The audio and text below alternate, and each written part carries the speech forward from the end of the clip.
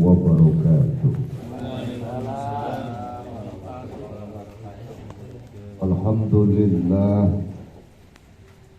Alhamdulillahi rabbil alamin wal aqibatu lil muttaqin wala udwana illa 'alal zalimin. Ashhadu an la ilaha illallah wa ashhadu anna Muhammadan abduhu wa rasuluhu la nabiyya wa la rasula ba'da. Allahumma salli wa sallim wa barik ala sayyidina Muhammadin al-fatih lima ughliqa wal khatib lima sabaq nasiril haqi bil haqi wal hadi ila siratikal mustaqim wa ala alihi haqqa qadrihi wa miqdarihi al-azim. Wa qala Allah ta'ala fi kitabihil karim, a'udzu billahi minasy syaithanir rajim. Bismillahirrahmanirrahim.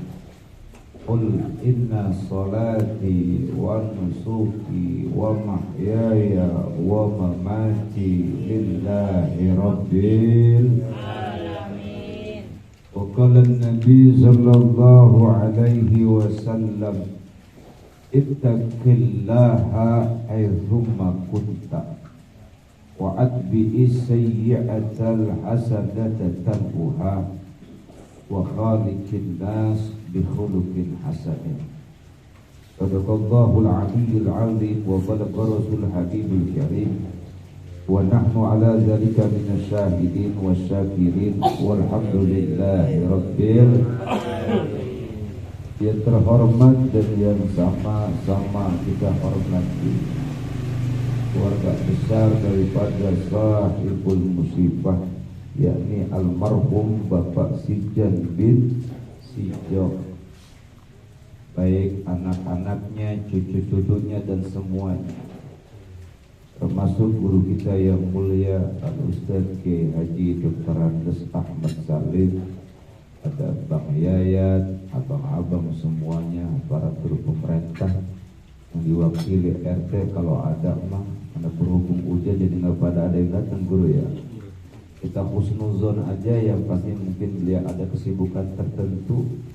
Yang pasti dengan kehadiran kita semuanya, jamaah majelis tahlil dan doa, tepatnya malam yang ke-40 daripada almarhum, insya Allah menjadi asbabiyah doa almarhum min ahlil khair, min ahli sa'adah, insyaallah min ahli jannah.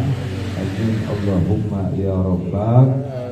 Dan kita yang hadir, keluarga besar beliau almarhum, mudah-mudahan Allah selalu senantiasa berikan kita nikmat panjang umur, sehat walafiat dan taat ibadah kepada Allah Subhanahu wa taala, berkah hidup kita dari dunia sampai akhirat. Amin ya Allah ya Rabbal. Hadirin hadirat jamaah majlis doa yang Allah muliakan, sedikit sekelumit sebelum nanti kita tutup dengan doa.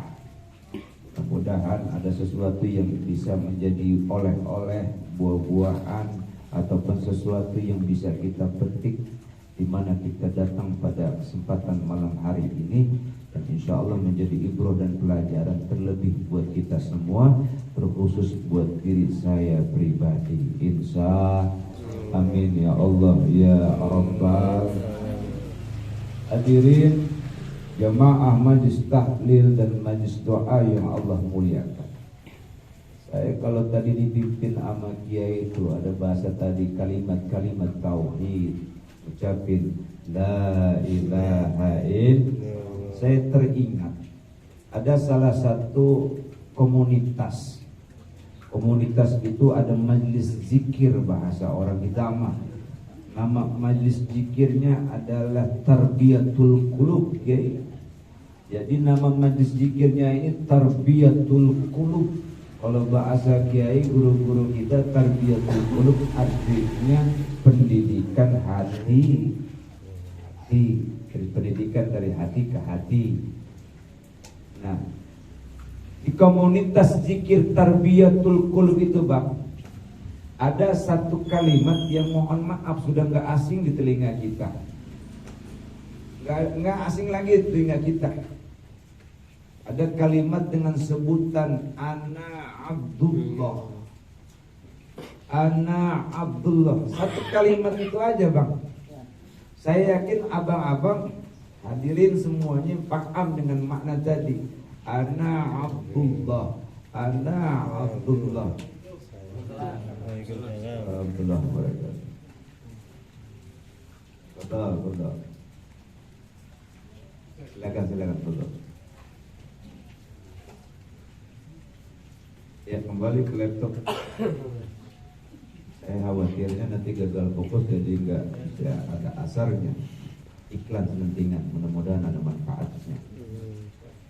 Jadi di Tarbiyatul Qulub komunitas tersebut ada kalimat Ana Abdullah, Ana Abdullah. Saya hamba Allah.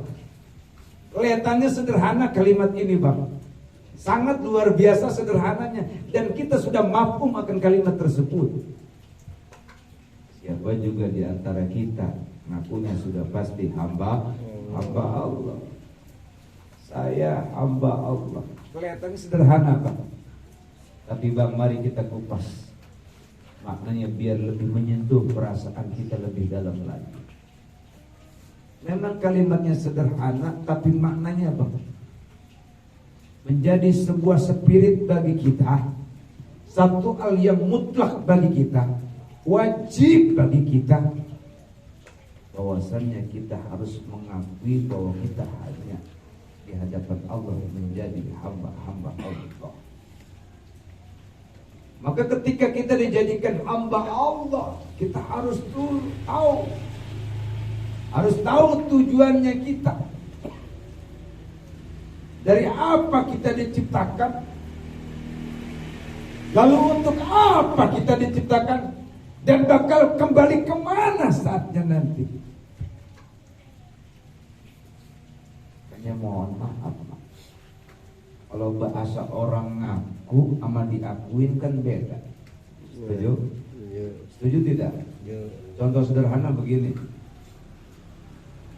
Kita punya Presiden Republik Indonesia saat ini. Kira-kira Bang Yayat kenal nggak sama presiden kita? Ini jamaah kenal nggak sama presiden kita? Siapa namanya? Kenal semuanya. Cuman pertanyaannya, kita kenal sama beliau, beliau kenal kagak sama kita? Iya bang. Si abang ada yang jawab boro-boro kenal. Ini bang yang mahal. Orang ngaku mah mohon maaf murah harganya, tapi diakuin yang mahal harganya. Ngaku atuh yang namanya ngaku. Aku kenal, tapi pertanyaannya beliau kenal atau tidak sama kita? Tuh Pak, maknanya sedikit tapi dalam. Makanya Bapak mohon maaf, kita sholat tiap hari. Guru kita sering menyampaikan dalam pendidikannya, pengajiannya, majlis taklimnya, ketika kita sedang melaksanakan ibadah sholat, sebelum baca suratul Fatihah, kita baca apa namanya? Baca apa? Baca doa apa? Doa apa deh? Doa apa? Nah, sekarang nggak tahu. Baca apa? Coba siapa yang tahu? Bang Diki baca apa kira-kira? Doa apa sebelum kita baca Fatihah? Baca apa? Doa iftitah. Dalam doa iftitah ada kalimat inna sholati wa nusuki wa mahyaya wa mamati lillahi rabbil alamin. Untuk lebih jelasnya silakan dibuka tuh surat Al-An'am ayat 162.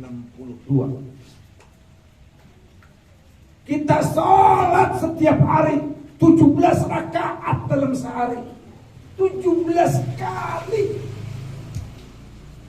17 rakaat sholat kita berapa kali kita berikrar setiap hari. Maka sebuah ikrar yang kita ucapkan setiap harinya dalam ibadah sholat menjadi sebuah pegangan bagi kita bahwasannya segala sesuatunya kita hanya bersandar dan berserah diri hanya kepada siapa? Allah Subhanahu wa ta'ala. Inna sholati, sesungguhnya sholat, wa nusuki, dan ibadahku, wa mahyaya, dan hidup, wa mamati, dan mati, lillahi rabbil, kita serahkan kepada Allah Subhanahu wa ta'ala, Tuhan sang pemilik alam ini. Artinya apa, Kang? Kita tinggal ngikutin prosesnya. Tapi kadang-kadang ketika kita menjalani prosesnya, kita yang kadang-kadang suka lupa, manusiawi, benar.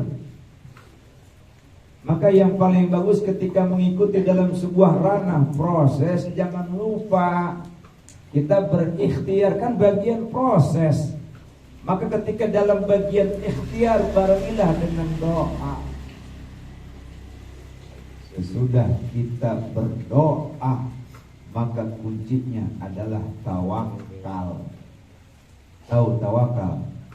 Berserah diri hanya kepada Allah. Ketika ada sesuatu yang Allah wujudkan dalam kenyataan, kesampaian cita-cita kita, mohon maaf, yang pernah dijadikan tameng kesombongan, bisa jadi itu pun ujian. Ternyata ada sesuatu yang mohon maaf kita belum bisa merasakan nikmatnya, belum terwujud apa yang kita idam-idamkan, belum kabul hajat dan keinginan kita. Bisa jadi itu ranah cobaan. Jadi konteks berhasil atau tidaknya segala hajat dan kemauan kita yang tertuang dalam doa, termaktub dalam munajat kita, yang terlaksana maupun yang belum, yang terwujud maupun yang belum, hakikat sejatinya adalah ujian dan cobaan. Yang kaya diuji dengan kekayaannya, mau berbagi atau tidak.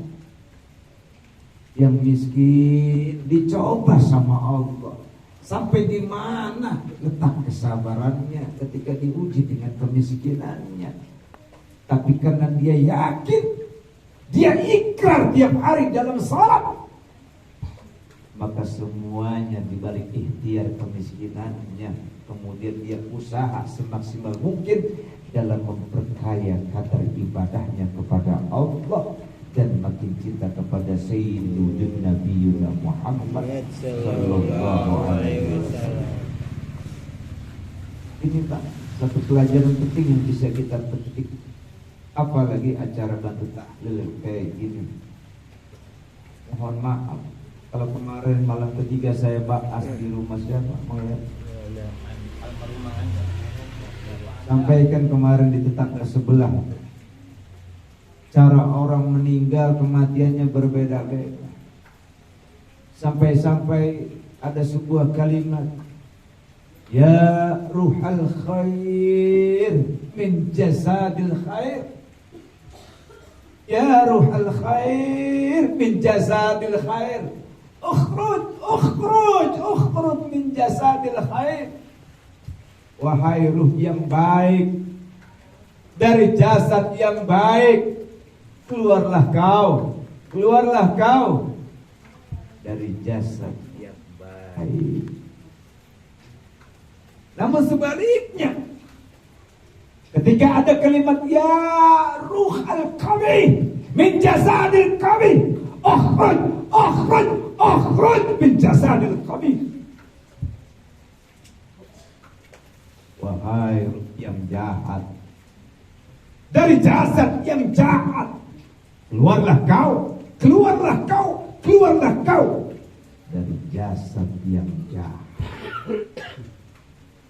Hanya Bang, dari kalimat sederhana tadi semua flashbacknya ke diri kita. Apa Ustaz? Hidup cuma pilihan. Setuju? Setuju? Ketika sebuah kebaikan ikhtiar yang kita ambil, yakin Bang saatnya tiba kebaikan dan keberkahan yang akan kita cicipi. Amin. Amin. Ya Allah ya Rabbal.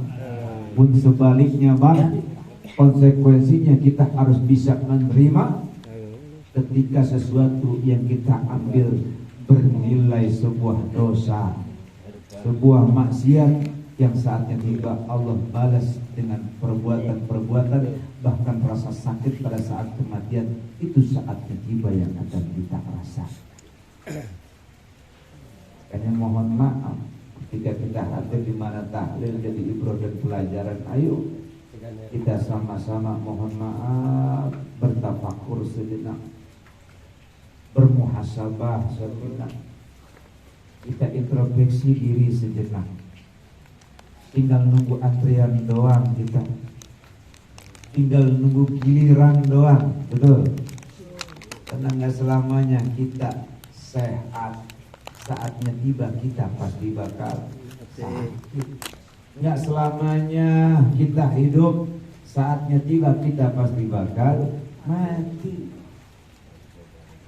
Ad-dunya mazra'atul akhirah.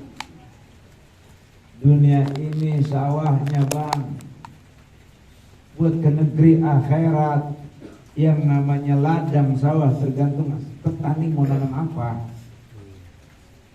Laksana hidup kita pun demikian. Ketika petani nanam sesuatu, yang dia tanam timun kan gak mungkin tumbuh padi. Setuju? Setuju? Yang dia tanam rambutan gak mungkin tumbuhnya durian. Yang dia tanam pohon kelapa belum tentu tumbuh yang namanya apa? Buah manggis. Maka yang dia tanam timun maka hasilnya timun Bang. Padi yang dia tanam, padi yang dia rasakan panennya, ternyata dia punya ladang perkebunan durian yang dia tanam. Saatnya tiba dia akan rasakan durian itu. Hidup sama Bang. Jika kita berintrospeksi diri, berpikir sejenak apa yang kita lakukan, mengingat kematian, mohon maaf, kita pasti nangis Bang. Nggak ada yang kuat, nggak ada yang kuat. Saking nggak ada yang kuat Bang, mohon maaf, semua yang namanya orang di alam barzah minta dibangkitin sama Allah, minta dibangkitin sama Allah. Inna Rabbi laula akhartani ila ajalin qarib fa asaddaqa wa akun minas sholihin. Ya Allah ya Rabb, kalau sekiranya kematian bisa kau tunda, sekiranya wafat itu kau bisa tangguhkan, ya Allah ya Rabbana, tolong tunda kematian itu, tolong tunda wafat itu, agar saya bisa menjadi orang yang suka berbagi, agar saya suka